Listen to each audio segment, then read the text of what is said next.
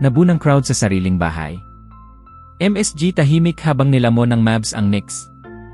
Akala ng New York fans, ito na ang pagbabalik ng sigla, kumpleto na ulit ang roster, balik sina Jalen Brunson at Josh Hart.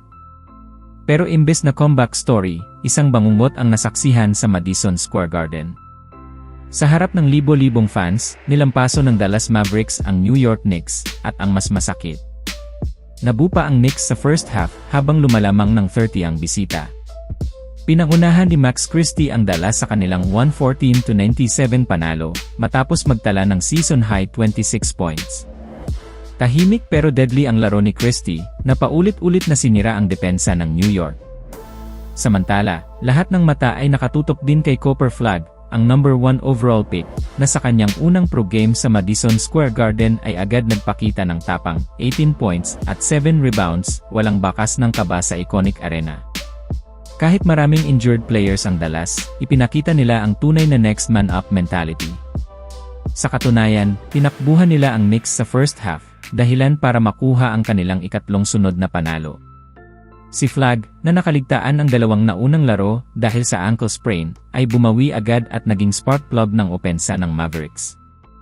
Dagdag pa rito ang 18 points ni Naji Marshall, na lalo pang nagpalalim sa sugat ng New York. Sa panig ng Knicks, pilit na binuhat ni Karl Anthony Towns ang koponan matapos magtala ng 22 points at 18 rebounds, habang si Jalen Brunson ay nagdagdag din ng 22 points sa kanyang pagbabalik mula sa ankle injury. Solid din si Mitchell Robinson na may 12 points at 15 rebounds, pero kahit anong kayod, hindi sapat para pigilan ang rumaragasang Dallas. Matatandaan na nitong Disyembre lang ay NBA Cup champions ang Knicks, at may 23-9 record sila papasok sa huling laro ng buwan. Pero biglang nag-iba ang ihip ng hangin, bumagsak sila sa 25-18, natalo sa ika-4 na sunod na laro, at ika-9 sa huling 11 games, sa unang season ni Coach Mike Brown. Mabilis ang simula ng Dallas, na agad umarangkada sa 16-4 lead.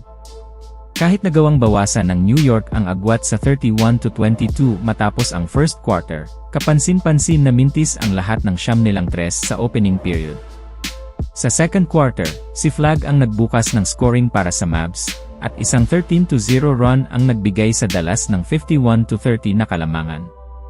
Nagkaroon ng maikling sagot ang Knicks matapos ang 5 sunod na puntos ni Towns, pero nasira ang momentum nang tawagan siya ng flagrant foul matapos sipain si Dwight Powell sa attempted shot.